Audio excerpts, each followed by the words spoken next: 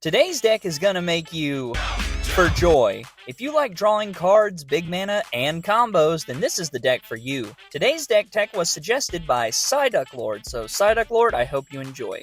If you would like to suggest a commander for a budget brew, leave a comment down below, and while you're down there, don't forget to like and subscribe.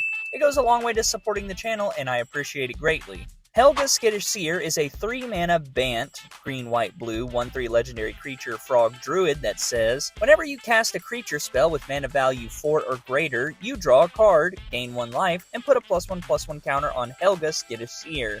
And tap. Add X mana of any one color, where X is Helga Skittish Seer's power. Spend this mana only to cast creature spells with mana value 4 or greater, or creature spells with X in their mana cost. But this frog is not alone. We have a companion helping us keep our draw engine alive and kicking. Keruga the Macro Sage is joining us, which is a 5 mana, 3 generic, 2 hybrid Simic mana, green and blue. 5/4 legendary creature dinosaur hippo with companion. Your starting deck contains only cards with mana value 3 or greater and lands. When Keruga the Macro Sage enters the battlefield, draw a card for each other permanent you control with mana value 3 or greater. While this does limit our early game, you know what they say, restrictions breed innovation. And this deck is a phenomenally fun deck if your board goes unchecked. You're looking at a consistent turn 7 combo win. Don't like combos? There's a couple non-deterministic ways to boost your Helga or other creatures to ridiculous heights before swinging in for bukus of damage. Or win through grinding value. Much like a Rubik's Cube, this deck is a puzzle to solve every game. Oh man, it's like a dang Rubik's Cube, man. You like talking about it, blue, red, man, then you get to one side and then you like messed up the other side, man. Starting with our creatures. For mana dorks, we have Alloymere, Gyre Engineer, Troyan Gutsy Explorer, Accomplished Alchemist, Undermountain Adventurer, and Honorary Mana Dork with Ezarut Channeler. With our commander, we gain a lot of life as we are churning through creatures, making them cheaper as we go and letting Accomplished Alchemist tap for more and more mana. Untappers, a crucial part of the deck that lets us double up on our mana dorks or our commander.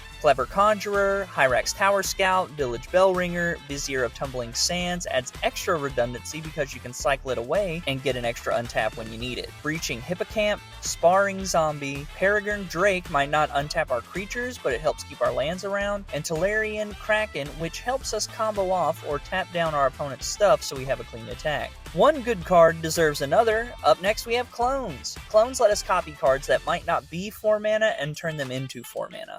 Altered Ego, Clone, Vizier of Many Faces, Sakashima's Protege, which also has Cascade to help us dig for other cards, Quicksilver Gargantuan, and Hulking Metamorph.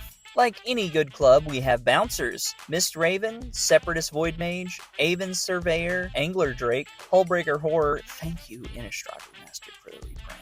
Sword Coast Serpent might not do the bouncing themselves, but their adventure side does, and Tidespout Tyrant. All of these bouncers pull double weight with not only enabling our combo, but can slow our opponents down to a crawl. 1秒が100年ほどに感じるはずだよ。 There's not enough of these cards to fall into any particular category, so these are the rest. Gadwick the Wizen can draw us a metric ton of cards when we are tapping Helga, but it also helps us tap down our opponent's boards when the deck is chugging along. Stump Squall Hydra can put even more counters on our commander. Vrestrin Menoptera Leader is an insect army in a can, and grows the army each time they attack. Broodlord again helps boost Helga or any other creature we plan to attack with, while also drawing us an additional card thanks to its Ravenous ability. Clay Champion for more counter shenanigans, Thunderous Snapper for more card draw, Angel of Grace gives us an out in case our opponents want a sneaky win, Beanstalk Worm helps block flyers, but also we can use its adventure side to help ramp us early, getting around Keruga's 3-mana restriction rule. Body of Knowledge is not only a great blocker, it also is an evasive attacker, if we choose to go that route. It also gives us unlimited hand size, which is something you need to deal with at some point. Deep Glow Skate doubles counters, Heralds of Tzeentch, Emoti Celebrant of Bounty, Endless Worm, Sweet Gum Recluse, Annoyed Altasaur, Maelstrom Colossus, and Aethersworn Sphinx all have Cascade or Give It, helping us dig through the deck and get cash triggers for Helga. Psychosis Crawler can be a win con if needed because of how many cards we draw. Arcanus the Omnipotent draws us cards, or we can bounce it to cast it again, which can be relevant sometimes. Beanstalk Giant helps make sure we hit the mana we need, and Woodcaller Automaton lets us untap a target land, so with proper cycling of cards, this can untap all our lands, turning them into threats as well. Now on to our sorceries. Again, Keruga demands nothing below 3 CMC, so we have to get a little creative. Search for Tomorrow for ramp. Incubation Incongruity works as digging for a creature or removal. Supply/demand can make us some tokens, but mostly we want to use the demand side to search for a multicolored card. Reason/believe lets us scry in the early game and cheat a creature into play later or put something into our hand. Flower/flourish, again we can use it as an anthem effect, but it's mostly here for the flower side to give a little fixing for our mana. Lastly, Beck/call will either make us some birds with call, or let us double up on draw when a creature enters the battlefield, and on a combo turn this is a huge help to dig for pieces. In response, let's go to our instance. Unwind, foil, and rewind are all counterspells. Repudiate/replicate is a niche counter or a way to make a token of something. And prepare/fight can help untap Helga or another mana dork to get more mana, then we can use the fight side later to take something out. No artifacts for this deck. While I did bat around some options, this deck being so low early and a mana dork in the command zone, I thought there were better spaces to be filled. For our enchantments we have 2. Retreat to Coralheim for some untapping when we play lands, and Raised by Giants will give Helga a huge boost because it changes her base power and toughness, so any counter she's gotten to this point are just cherries on top. For lands, you know we keep it basic, as we can anyway. Canopy Vista, Command Tower, Evolving Wilds, Exotic Orchard, Prairie Stream, Tranquil Landscape, Yavimaya Coast, 11 Forests, 10 Islands, and 9 Plains. As for combos, this is where it gets a little complicated.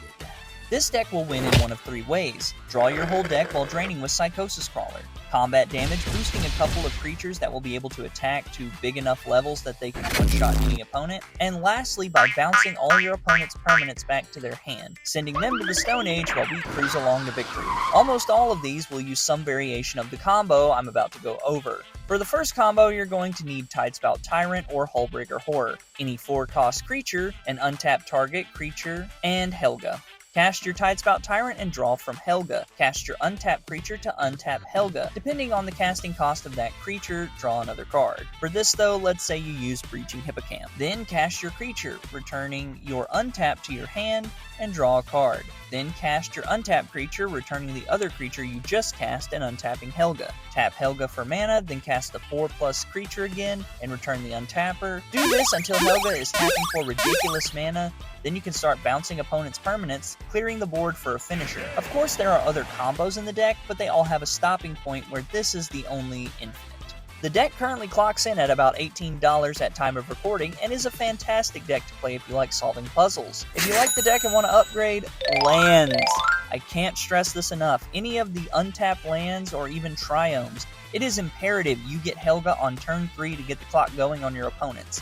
And the biggest problem I ran into while building the deck was finding the best combination of lands that I could realistically cast Helga turn 3 most games. From there, a Chakram Retriever and a Vizier of the Menagerie should help you keep big turns going by casting what's on top of your library, and the Chakram Retriever untapping Helga every time. Slicing into cards to cut. Unwind is good, but I think we could do better. I'd cut it. Rewind is in a similar vein, so I would cut that as well. Foil is good and one of our better counterspells, but I think it ultimately is outclassed by some of the other cards we could play.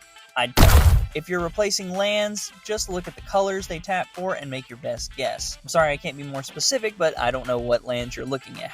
Well, that's the deck with some upgrades and cards to cut. Be sure to like, comment, and subscribe. It goes a long way to supporting the channel, and I appreciate it greatly. Comment a commander you would like to see built on a budget or your favorite card from this deck. Thank you so much for watching, and I'll catch you in the next one.